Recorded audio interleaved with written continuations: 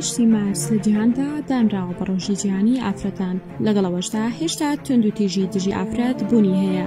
کاوەش ناوچەیەکی جغرافی و کۆمەڵگەیەکی دیاریکراوی نییە. دابونەرێتی کۆمەڵایەتی و ناهۆشیاری تاکەکان گەورەترین ڕۆڵی ئەنگێڕاوە بۆ توندوتیژی دژ بە ئافرەت.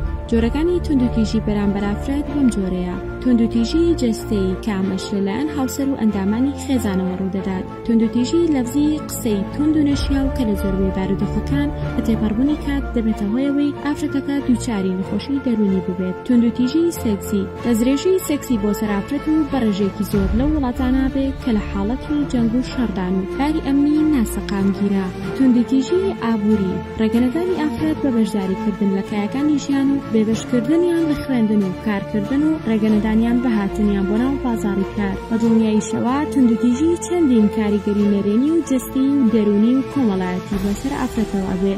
بەپێی ئامارەکانی ڕێکخراوی نێودەوڵەتی ڕێژەی توندوتیژیەکان لە جیهاندا بەم شێوەیە: لە جیهاندا لە کۆی 6 ئافرەت یەک ئافرەت دووچاری توندوتیژی خێزانی دەبێتەوە. لە هەرێمی کوردستان ڕۆژانە نزیکەی 16 حاڵەتی توندوتیژی بەرامبەر ئافرەتان تۆمار دەکرێت. فەڕەنسا ساڵانە 400 حاڵەتی مردن بە هۆی توندوتیژی دژ بە ئافرەتەوە تۆمار دەکات. لە ئەڵمانیا ڕێژەی لە 140 توندوتیژی دژی ئافرەت تۆمار دەکرێت، جاچە توندوتیژی جەستی یاخود دەستدرێژی سێکسی بێ. بەپێی سەرچاوە ئەوروپیەکان پیاوانی پۆلیس لە هەر یەک خولەکێک پەیوەندیەکیان لەلایەن ئافرەتێکەوە بۆ دێ کە دووچاری توندوتیژی خێزانی بۆتەوە. ئاماری نێودەوڵەتی ئەوە پشتڕاست دەکاتەوە کەوا ساڵانە 120 ملیۆن کەس خەتەنە دەکرێن. نزیکەی 5000 ئافرەت لە ژێرناوی تاوانی شەرەفەوە ساڵانە دەکوژرێن. لە هیندستان لە کۆیدا ئافرەت 8 دەبنە قوربانی توندوتیژی. ئەمەش لە کاتێکدایە لە ساڵی 1870 دادگاکانی ئەمریکا بڕیای یاسایانەی هەڵپەسار کە پیا و مافی سزادانی ئافرەتی هەبێ و لە ساڵی 1979 بەڵگەنامەی نەهێشتنی هەموو جیاکاریەکانی دژی ئافرەت واژۆ کرد.